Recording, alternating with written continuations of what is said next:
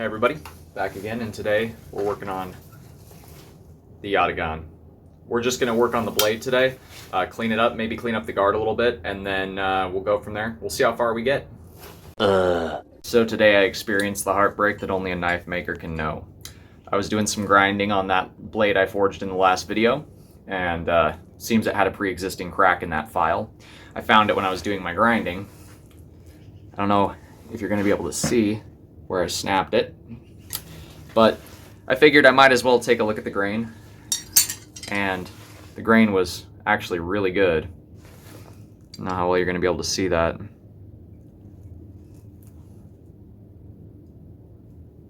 But it's very clean. It's just that crack was running from the edge in. And if you remember that video, this blade was much thicker. I actually ground a lot, and you can see the heat in the edge. I kind of said, screw the heat treat, I'll reheat treat it if I can get this crack out. But the crack ran all the way back to here on this side, and actually ran all the way back to here on this side. So I just put it in the vise and popped it to take a look at the grain structure.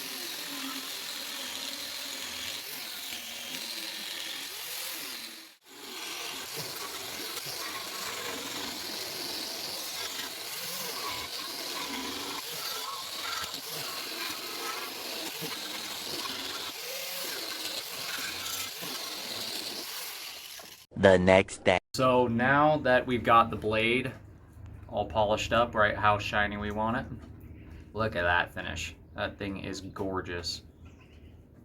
Very reflective. You can almost see the camera in that. But I did the guard off camera, as you can see. Got it all polished up nice and fitted up. The next stage is going to be getting this tang ready for this nut and another piece that will mate up on the bottom here against this handle I'm going to do.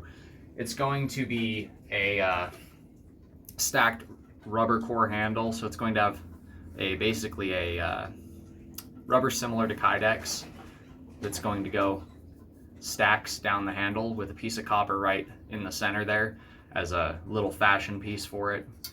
Figure it'll go really well with how this blade's going to look.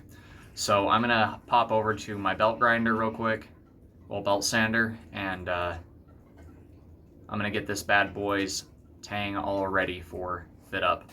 As you can see, I've already got the edge on there. It is rather sharp, and I'll meet you guys here in a sec once this is ready to fit up, and I'll show you the plans for the handle construction and what we're gonna do with that. So I've gone ahead and cut a notch in the end of this right here, so I can split that and rivet it, or peen it rather, over the end of our nut. And that's going to be our pommel nut right there to hold the end bit of the handle on. And as you can see, that cut runs just on the inside of that. So these are going to loop over and grab these shoulders right here when I pop it open. Going to leave it a nice elegant design that also holds it on there solid as a rock. There's about halfway down this is where it's split. So by the time I'm done peening it on, this will be way down there. I just have it on there loosely because I am going to screw it down onto this and then peen it over to tighten everything up. So let's head inside and I'll show you how the handle's gonna get all constructed, and then once I get everything readied up to construct it. I'll show you the process of putting this beast together. So we're inside now, and I have about 100 of these little rubber rings. And what I'm going to do is I'm going to take some Gorilla epoxy, and we're going to epoxy one after the other until all these rings make a nice big tube. That tube's going to have a piece of copper that goes in the middle of it, just for aesthetic. It's going to be slightly recessed in there before I polish all the rubber up and get it nice and clean and dark. And basically we're going to have the nice long tube to slide over that tang, and we're going to backfill that whole thing with epoxy once that tube's on there. So first I have to epoxy this together. I'll show you guys the tube once it's all finished. 1 hour later.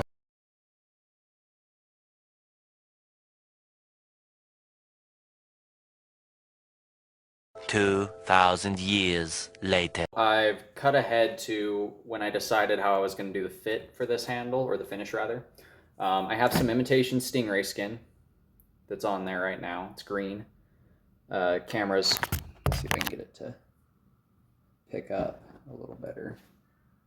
But it's a dark green with a black cord wrap for the handle. So I'm just going to take the pommel nut off and fill this with epoxy. Let me just get this off here real quick. It is on there pretty tight. So I don't know if you can see down in there, but this is that rubber core tube we created, wrapped in that stingray leather, or the imitation stingray skin rather. And then the paracord goes around it. The seam is actually on the inside of the handle, so it's hidden, and it's been epoxied to that core we made. So this is one solid piece. There is some hollow space in there, and that's what I'm about to backfill with epoxy. But I also reinforced it with a little bit of copper pipe in between different sections here for added stability, where it's actually going to bite into the tang. So it's on there really solid right now. I would have to fight with it pretty hard to get it off at the moment, but we're going to make this thing hard as a rock. You'll notice I have some tape here because I don't want any of that epoxy pouring out. I want it all to be retained inside of there. And then off camera here in a minute, I'm going to go and peen that together. So I'll see you guys again once this is all together constructed and a finished sword. There's your sneak peek.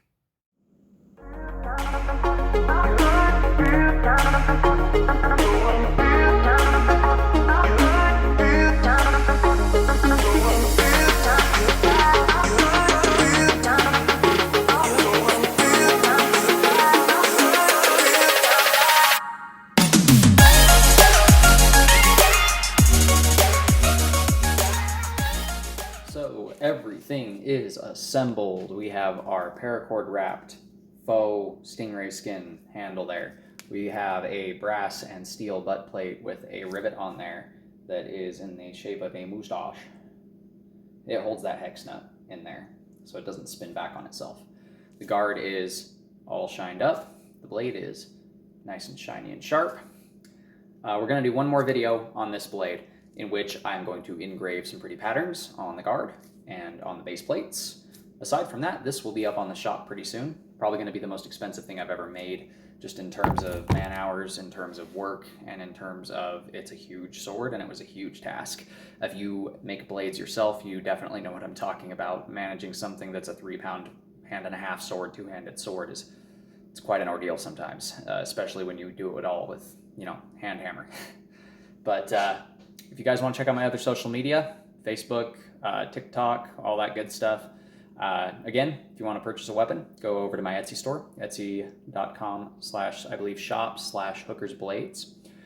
But that does it for this video. Don't forget to subscribe and hit that bell so you don't miss when the video on engraving this comes out. You really aren't going to want to miss that. It's going to be really pretty. So this will be hitting the shop once that video comes out and once it's all finished up. I have been working on a bunch of other knives, and I'm going to leave you with a little bit of B-roll footage of a few of those before the video ends. God bless. Love, guys.